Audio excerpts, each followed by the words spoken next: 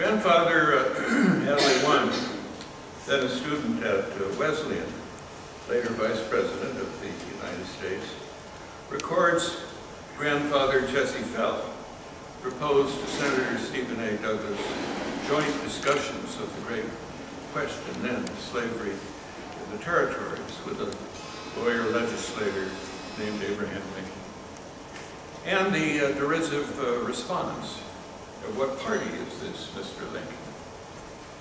And later the cordial conversation which led to the 7 debates of 3 hours each, which attracted people by the thousands, on foot, on horseback, and by wagon, to their politics, and Lincoln to the nation's attention, as Jesse Fell had planned.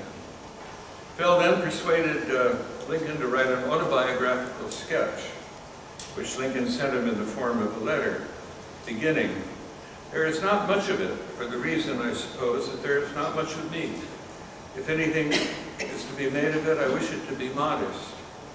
The sketch described his humble origins and concluded, "If any personal description of me is thought desirable, it may be said, I am in height 6 feet 4 inches, nearly, lean in flesh, weighing on an average 180 pounds, dark complexion with coarse black hair and gray eyes, no other marks or brands recollected."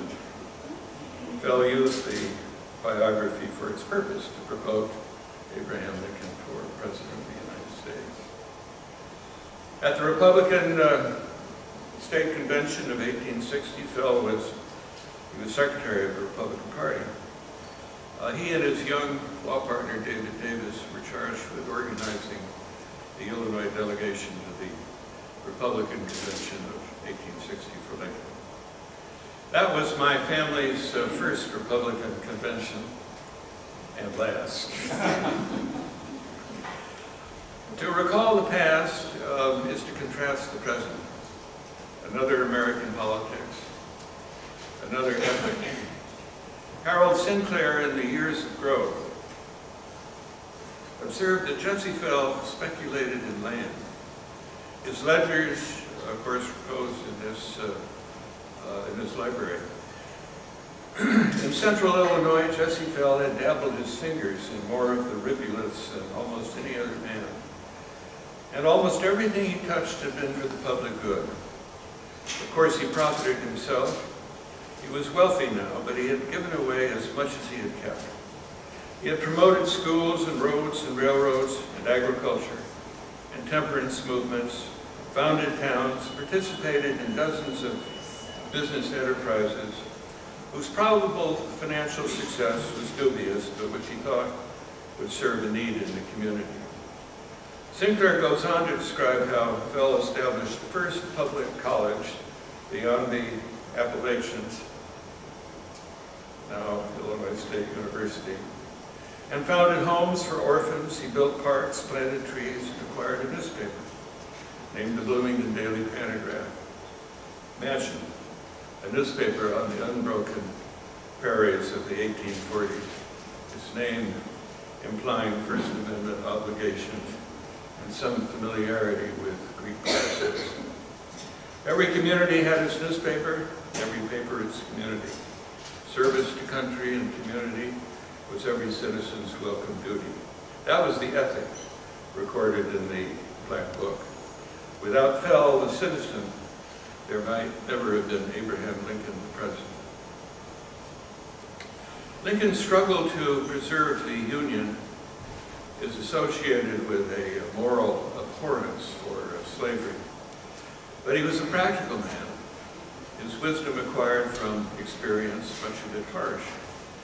His was also a struggle for opportunity for all. He understood that an American people with the opportunity to get ahead by saving and hard work would have a stake in the future of the American Republic and its unity. Its America was for, as well as of by, all the people. He was a Whig, a believer in strong central government and the system of internal improvements. He signed into law the National Banking Act, which revived the National Bank, and which which gave land to, he gave the country a sound single currency.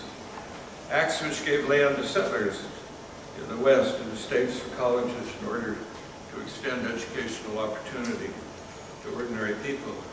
Another which chartered the first transcontinental railroad system.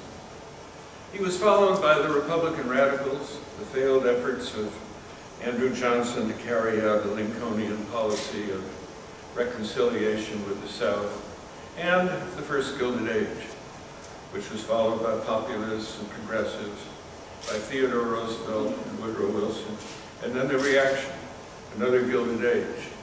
Depression, followed by the New Deal. The Black Book witnesses bursts of political activism and idealism in America, and then reaction.